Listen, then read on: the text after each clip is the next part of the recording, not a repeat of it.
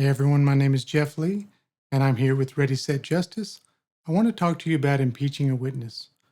Legally speaking, that's basically calling a witness a liar. It's doing it in a more sophisticated way, though, because the attorney has to earn that kind of evidence. The attorney cannot just say, "You're a liar. Everything you're saying is not true. Everything we're saying is true because you're a liar." If an attorney's doing that, they won't be an attorney for very long. And really, it's not effective advocacy because if you think about it, if a witness is lying, they're lying to the jury. And when the lawyer gets upset, when the defendant is coming out of his chair and there's all this like finger pointing, "You're a liar, no, you're a liar," juries hate that stuff. Instead, the attorney needs to ask the right questions in the right order and let the jury come to their own conclusions about whether this person is a liar or not. Let me give you an example. A woman on the stand says, um, "I don't recall what happened that night." Well, yes, you do. You do recall. How can I say that? Because I can't prove that.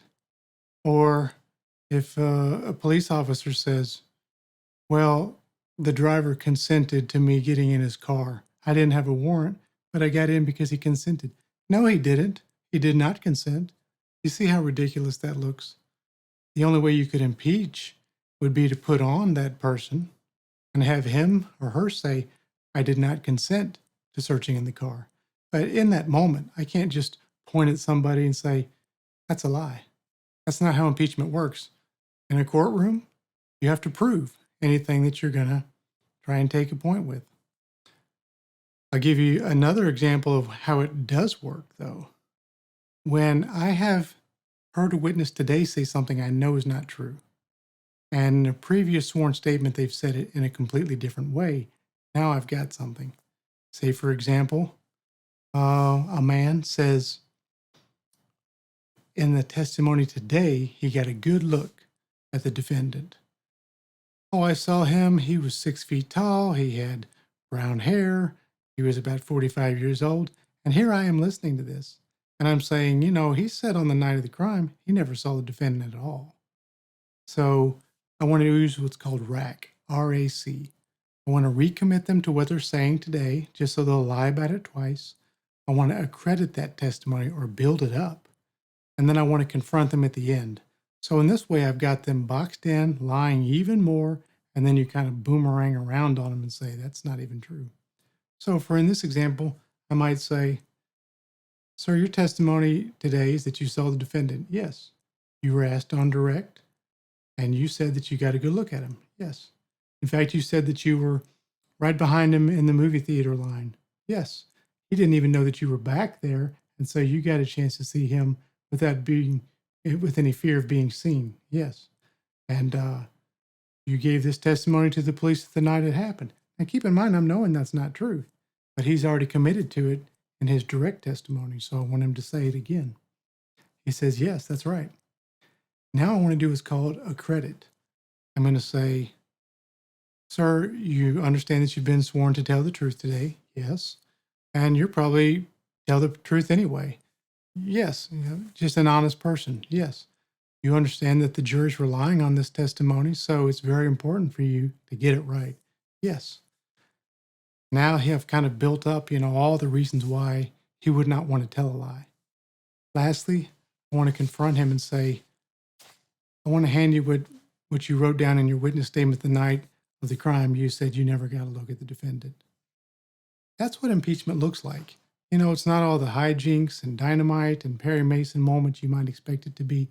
But what the attorney has done now is they have earned the ability in closing argument to say, "I asked him if he saw the defendant. I thought maybe he was just mistaken. I gave him a second chance. He said not only once, but twice, he got such a good look at the defendant.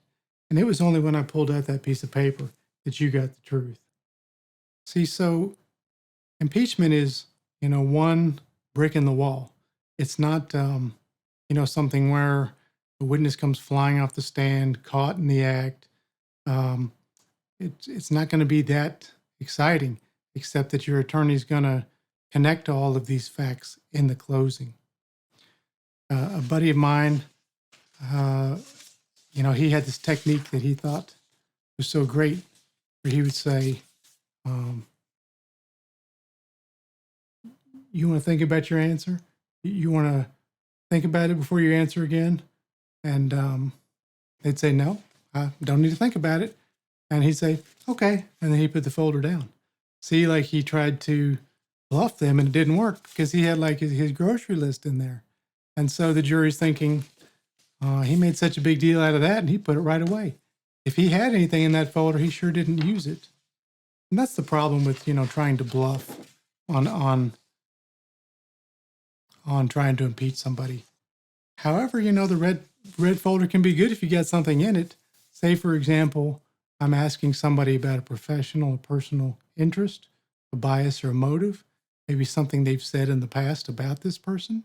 So I might say, sir, you don't have anything against Mr. blah, blah, blah. No. You've never made statements saying that you hope he gets convicted. Certainly not, And then you say, I want to hand you what's in your Facebook. This is a statement saying you hope that he gets convicted. Now, we don't always have something that good, but that's what impeachment looks like. I bring this up because you may have a trial coming up and you may be thinking, man, we're going to impeach this person. It's going to be really something. And it can be if done effectively. It can be maximized for the best effect, but it's still going to be one piece of the trial. And in the closing is really where all the dots are connected.